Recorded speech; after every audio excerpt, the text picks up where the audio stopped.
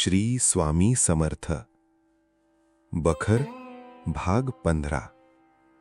तंतुकाराचे दारिद्र्य नाहीसे केले. मंगळवेढ्यास महाराजांचा एक तंतुकार म्हणजे साळी भक्त होता. तो दारिद्र्याने फार पीडला होता.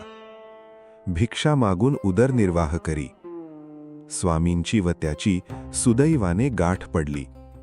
तेव्हापासून तो एकनिष्ठपणे महाराजांची सेवा करू लागला. सेवा करता करता 3 महिने झाले. श्रींना भक्ताची करुणा आली. एके रात्री तंतुकाराच्या स्वप्नात महाराजांनी दर्शन देऊन सांगितले, तुझा बाप पूर्वी मोठा व्यापारी होता. पंढरपुरास यात्रेला गेला असता तो तिकडेच मरण पावला. तुझी आई त्याच्या पूर्वीच मेली.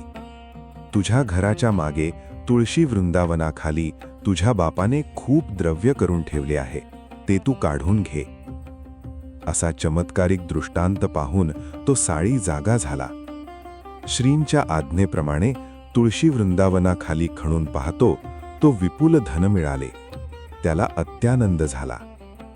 श्री स्वामींचा तपास करून तंतुकार जंगलात गेला व त्याने श्रींच्या चरणी मस्तक ठेवले आणि आनंदाश्रूंनी श्रींच्या चरणांवर अभिषेक केला आणि आशीर्वचन घेऊन पुढे आला. आनंदाने संसार करू लागला. हा तंतुकार पुढे मोहोळास येऊन राहिला. अशी श्री स्वामींची अगाध लीला आहे. श्री स्वामी समर्थ.